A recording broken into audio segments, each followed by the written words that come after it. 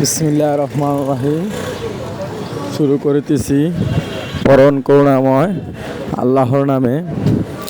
এখানে আমার এক বড় ভাই নতুন উদ্যোক্তা, উনি একটা কলা বাগান চাষ করেছে। এবার আমি দেখাবো কত শতাংশ জায়গার মধ্যে নিয়ে এই বাগানটা চাষ করেছে। 30% জায়গার ভিতরে উনি 450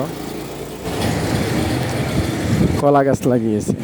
450 কলা গাছ লাগিয়ে ওনার খরচ হয়েছে মাত্র 30,000 টাকা।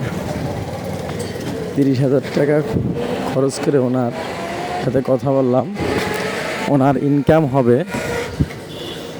বৎসরের মাথায় প্রায় 7 লাখ থেকে 8 লাখ টাকা প্রথম বৎসরে। দ্বিতীয় বৎসরে ইনকামটা আরও বাড়বে। ওনার এই কলার বাগানটা হলো আনাজি কলা, সাগর কলা ও সর্বি কলা, বাংলা কলা। উনি এই 3 জাতের কলা লাগিয়েছে। বাগানটাও খুব সুন্দর একটি বাগান। ওনার ফলনও খুবই ভালো, মাশাআল্লাহ। ওনার চাইতে যদি কেউ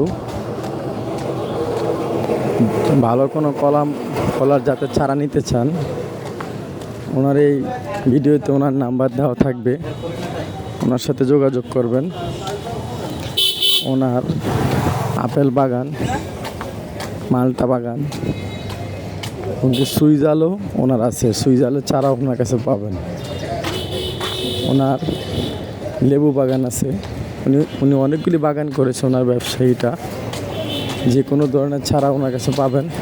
এই 30% জায়গার ভিতরে ওনার যে বাগানটা, এই বাগানটার মাধ্যমে আপনি যদি এই বাগানটা করতে চান, যে কোনো সময় যে কোনো স্থানে বাগানটা করে আপনি অন্য চাকরি বা কিংবা ব্যবসা করতে পারবেন। এই কলা বাগান করলে আপনাকে দৈনিক সময় দিতে হবে না। মাসে 1 দিন বা মাসে 2 দিন, মাসে 4 দিন, এরকম আপনার মতন আপনি সময় বের করে এই বাগানের পরিচর্যাটা আপনি করতে পারবেন। এই বাগানটা খুবই সুন্দর। ওনার এই বাগানটা করতে 30,000 টাকা খরচ হয়েছে।